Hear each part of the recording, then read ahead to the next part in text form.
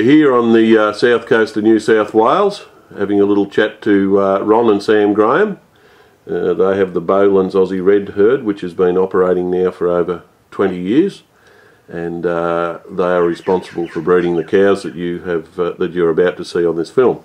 So I'll hand you over now to Ron and Sam to tell you why they started with Aussie Reds, where they're at now, and where they're going, and what their program involves. So welcome, Ron and Sam, and it's all yours.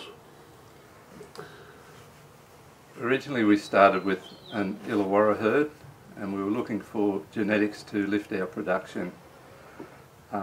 With recommendations from an Illawarra breeder who'd been overseas, Bill Thompson, he suggested that we try Scandinavian genetics, particularly Swedish and possibly Danish and Norwegian genetics. When those bulls were first introduced, we started using them, and we found that the proven bulls were giving us the best results. Initially we used a bull called Grasgardi, and his daughter's production lifted 1,000 litres on what we were getting. Then when we used another proven bull called Eckerslander 519, these heifers again lifted another 1,000 litres, and we were getting heifers doing 7,000 litres, which we were quite impressed with. At this time we were just chasing the production, and we didn't realise that the Scandinavian countries were actually including the health traits in their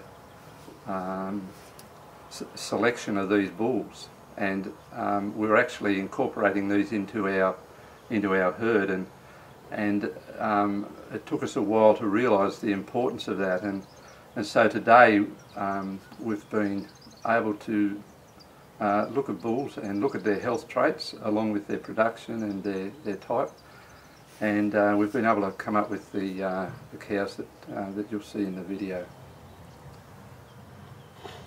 What have you got to say, Sam? Sam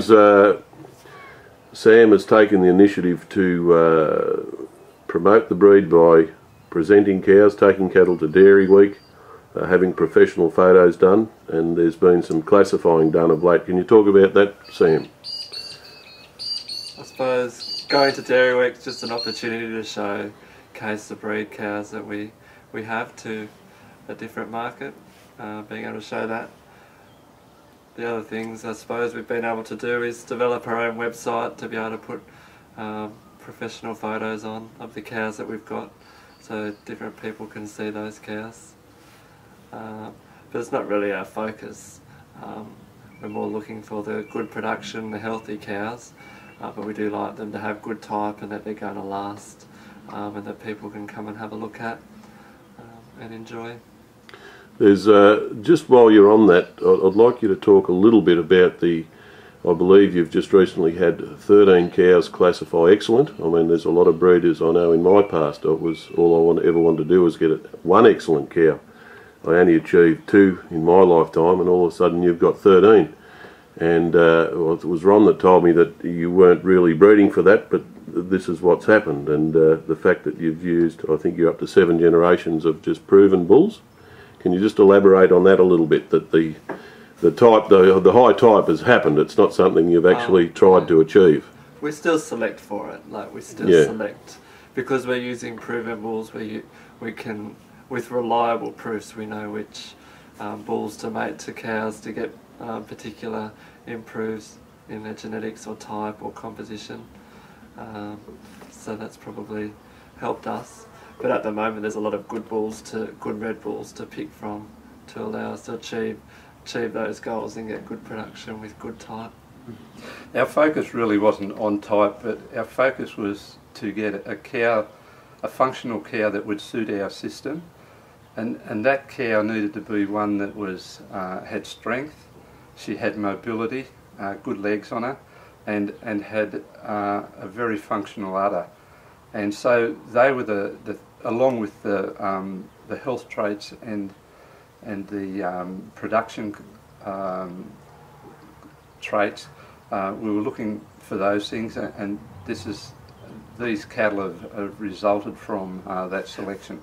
But we have focused on using proven bulls, and we've looked for the bull that would suit our system, and then we've used that bull widely over the herd, not just focusing on our best cows, but we've probably more looked to lift the tail of our herd, because their progeny are going to come into the herd. So we wanted to have good genetic, the tail of the herd to have good genetics in it. And so I think it's made our herd a lot more even, and along with the good work that's being done in the Scandinavian countries selecting for all these traits, we've been able to display in our herd what they're aiming for in the Scandinavian countries. All right, excellent. Do you have any further to add, Sam? Not at the moment. Not at the moment. Okay, well, thank you, Ron. Thank you, Sam, and we hope you enjoy the rest of this film on the Beauland herd of Aussie Reds. Thank you very much, guys.